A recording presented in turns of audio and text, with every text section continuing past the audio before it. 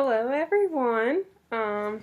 Today I'm going to talk a little bit about the videos we had to watch regarding the children with Friedrich's ataxia. First off, I wanted to start off by talking about the title, and I thought it was kind of interesting that they titled it Living Pretty Well. It kind of made me wonder, what do these parents think of this title? Do they agree? Do they think it's appropriate that their child can just live pretty well? Or do you think they feel as if their child lives better or worse than that? I don't know, just something kind of crossed my mind when I was getting started with it. But some other thoughts, I personally had not really had much knowledge about Friedrich's ataxia before the video, so I was kind of starting at square one. I think it did a really nice job of providing us with an overview of symptoms, including like the balance issues as the early signs, and then later the spinal curvature and the heart issues and those kind of things. Also, the fact that it provided 3 different families for us to kind of meet in a way.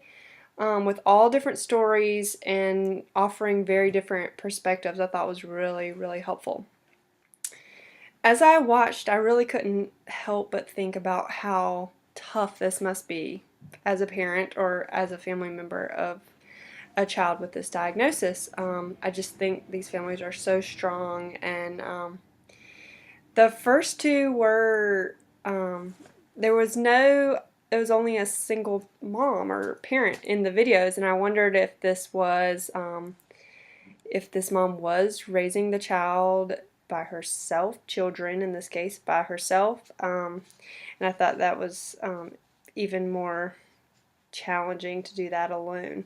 But you could just see the strength in these people, and at the same time, the emotions were just, crazy. So starting with Sam and Alex, it just amazed me how different each of these cases were.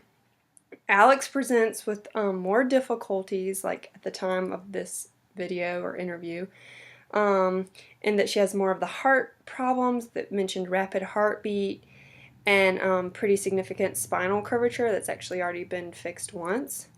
And then they said that it hurts. This quote kind of got me. It hurts not only physically but emotionally and mentally. And I think that would sum it up for how what these kids are going through. Like, they're so strong and their families are so strong, and it must just be incredibly painful as a parent to watch your child say this type of thing about their own life.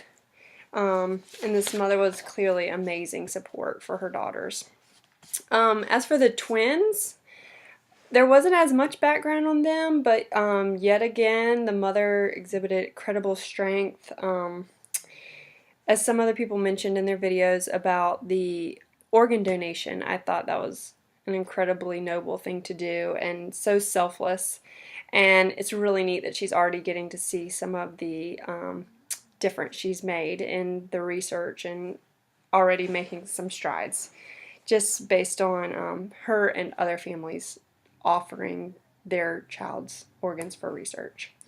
The last one, Donovan, the little guy, sure seems to be making the very best of his situation and living life to the fullest. I loved watching him play baseball and all that.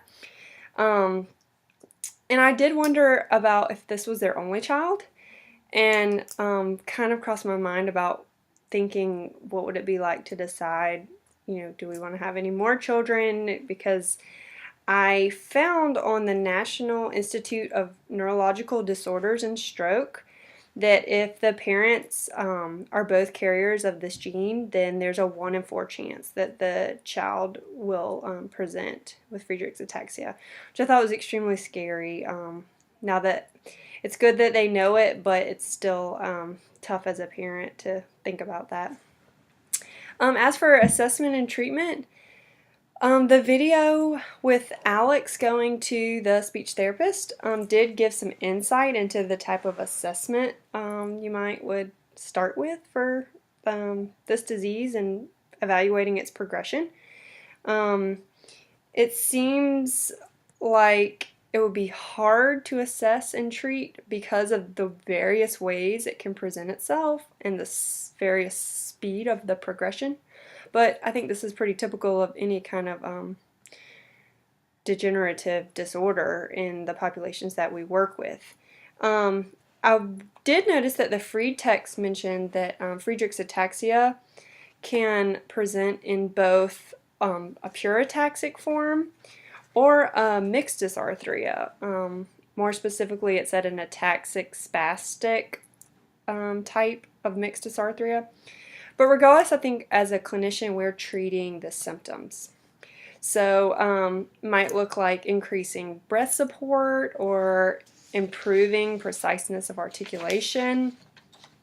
I think we really need to remember how different it should look, our treatment plans, based on the age of onset. And keep in mind that cognitively these children or adults are cognitively intact with this disease, and that makes a huge difference in how you approach the treatment. You want to include them in the decision making, and we have to just remember that their therapy goals might look different than what you think. They could be really struggling with getting around, and that might be something they might want to work on even more so than their speech. So it just really is going to depend on the individual and the situation.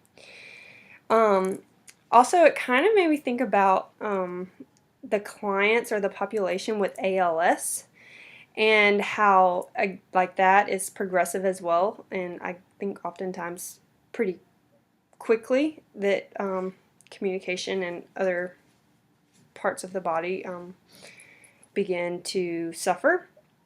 And so we really are going to, with the Friedrich's ataxia, like ALS, you're going to have to work on compensatory strategies and, again, get what they want to work on. This differs from the acquired ataxia from a stroke or tumor or head injury because these people might be a lot more frustrated with the acute onset. They know that there's potential to get better versus the Friedrich's ataxia kids.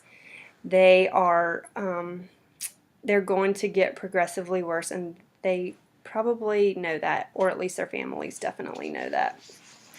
So again, the kids with ataxic dysarthria, I think this is just all they've ever known. This is all they've ever seen. Like Donovan, it's his life, and he doesn't know it any differently. So his attitude might be a little bit better than an adult with an acquired ataxia. So I just think that's something to consider. And all the attitudes in all these videos were so positive and so encouraging, and I wish that for people that we are treating, and hopefully we could, help them with, creating that very positive outlook on such a unfortunate, grim situation. The only other thing I considered as far as treatment for either population, the kids or the adults, would be an AAC device, possibly, when the communication skills really began to suffer and they became hard to understand, or it became very effortful for them to speak. So I think that's all for today. Everyone have a great holiday weekend, and we'll see you back Tuesday.